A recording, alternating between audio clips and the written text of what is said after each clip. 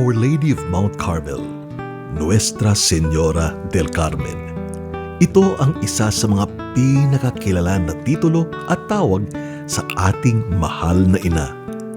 Dinala dito sa Pilipinas ng mga paring Recoleto ang imahe niya galing Mexico noong 1618 at mula 1621 ang San Sebastian Basilica na ang naging dambana niya.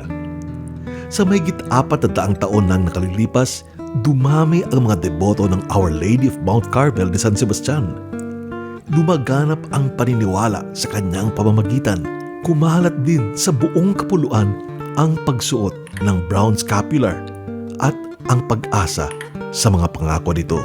Patuloy pa rin ang pandemya at sa harap ng palibagong banta nito sa ating kalusugan at hanap buhay, bumalik tayo sa ating mahal na ina at hingin muli ang kanyang tulong.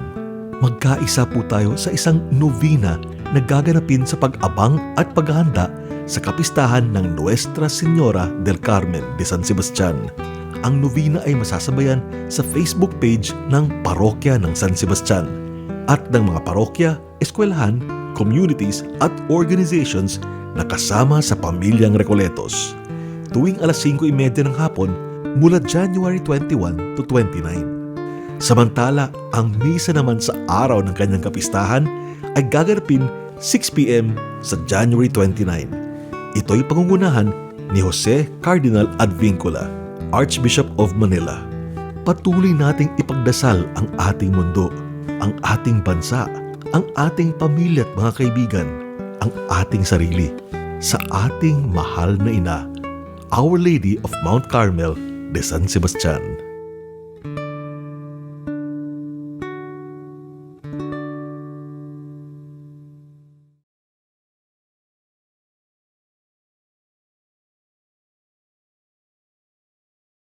Father, paano po naging dambana o parokya ng Our Lady of Mount Carmel ang parokya ninyo dyan sa Hinatuan, Surigao del Sur? It's a unique apostolate we're in. Unique, it's because it's been a while that we have not been in Mindanao. But basically in the history, Mindanao really is part of the Recollect territory before. But after 100 years, we are so happy that we are invited again. So this kind of apostolate is that very unique. It's because we are invited by the Diocese of Tandag because they need presence of a religious group there. So we took the opportunity, and luckily, that time the bishop was Father Nerio, Ochimar. So it was positively welcomed and approved by the province. So we were there. I was one of the first religious assigned. So I was the first parish priest of the Our Lady of Mount Carmel, Dugmanon, Hinatuan. Because Hinatuan has its own parish. We call it San Agustin Parish. It's in the center. And Dugmanon is 15 minutes away from the poblasyon, from the center of Hinatuan. So in our parish, we were in charge of more or less 20 plus chapels.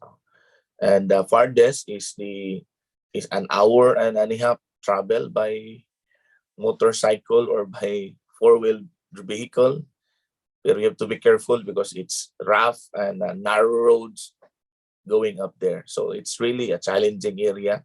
It's a mission area. It's because Mass is there held in those chapels only held once a year during your fiesta. So when we arrived there, they were so happy. It's because we were three, I, Father Jerome, and Father Mark.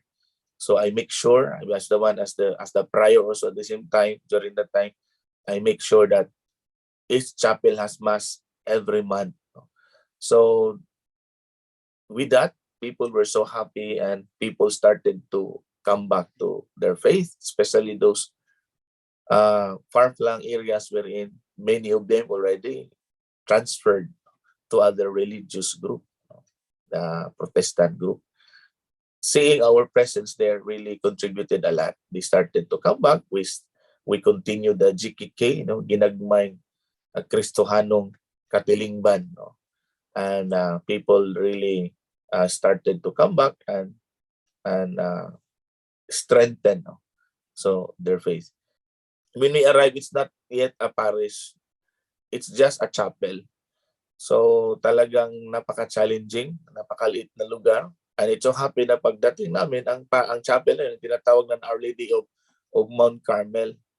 So gusto sana naming palitan na St. Ezekiel Moreno Parish, but when we look at it, matindi rin ang devotions, ng mga tao. And I do believe since Hinatuan is basically or formerly built by the Recollects, hundreds before, isa na ito sa mga napalaganap na mga devotions na mga kapatid nating mga Recollecto Augustinian Recollect sa lugar na yun. So kaya hindi na rin namin ito binago kasi nakita naman namin na malapit din sa puso natin ang debosyon ng Nuestra Señora del Carmen. Yun ang umpisa. Kaya napangalan ito ng simbahan, a chapel. Now it's turned into a quasi-parish without changing the name. We continue and respected the devotion of the people there. Interesting yung kwento ng sa Hinatuan, dahil like you mentioned, galing nga ito under the Recollects, couple of centuries ago, Yeah.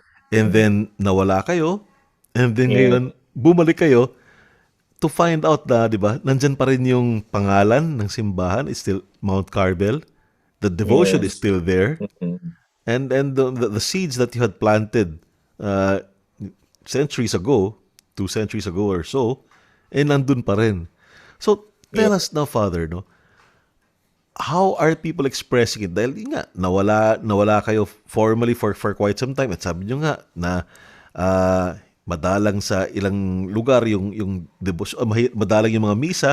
Paano na-maintain ang devotion? 2 years namin inobserbahan namin yung mga tao, talagang akala namin kunti lang ang mga devotees, pero along daw yung nakita namin na dumadami, marami pa rin, although mostly sa kanila ay mga medyo matatanda na. So ang ginagawa nila, they wear their scapular every time they attended novena masses in honor of the patron there. Kaya we were so happy, and at the same time we introduced the scapulars again. We started evangelizing them about the devotion, about the history of Our Lady of Mount Carmel, when it started and how it arrived in the Philippines. And we also narrated to them or shared to them that we were here before 2 centuries ago. Kaya with that, mas naging naging widen yung wide ng horizons ng mga tao, at mas lalo silang napamahal at napalapit sa mahal na Birhen dahil yon. Kaya nag-distribute kami ng mga scapulars. So anong nangyari, hindi lang mga matatanda ang mga naging devotees ngayon, pati ang mga youth namin. Kaya nagiging na rin sila. Napamahal na rin nila ang ating mahal na ina.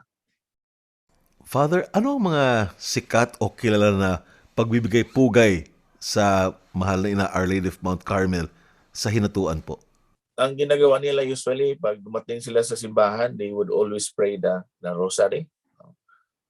And then they have their own novena. Dinadasal nila in honor of Our Lady of Mount Carmel.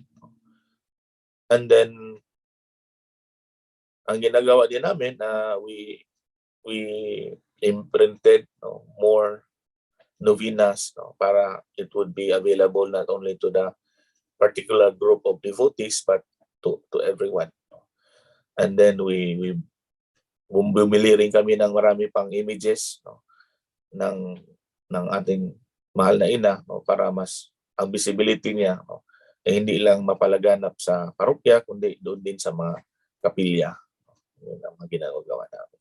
May mga naging kilala ba na mga milagro o mga pangyayaring naganap sa pamamagitan ng ating mahal na ina Our Lady of Mount Carmel dyan po sa Hinatuan? I could see yung bang mainit na debosyon ng mga tao. And then at the same time, in-introduce din namin yung healing mass in honor of Saint Ezekiel Moreno every 19th of the month. Kaya debosyon sa mahal na ina plus kay San Ezekiel Moreno, talagang may mga tao talagang pupunta doon every month just to be healed. No? At nakikita namin na mayroon talagang isang parokyano namin na nung nagsimba siya ay nahirapan siyang makita to the point na dalan-dalan niya yung kanyang anak. Pero dahil sa kanyang devotion, no, sa ni Saint Ezekiel Moreno plus ang patron kasi na si Our Lady of Mount Carmel, talagang nakaroon siya ng milagro.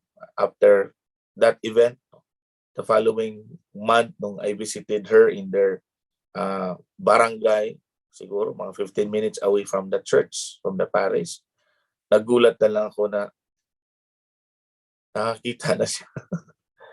Kaya no need na may gabay sa kanya. Kaya kausap ko siya, parang normal na. Kaya miracles really do happen if the people have developed may strengthened talaga yung kanilang pananampalataya. Kaya it's really a good devotion. And then if they see in us also how dedicated we are and how we also bring them back, no?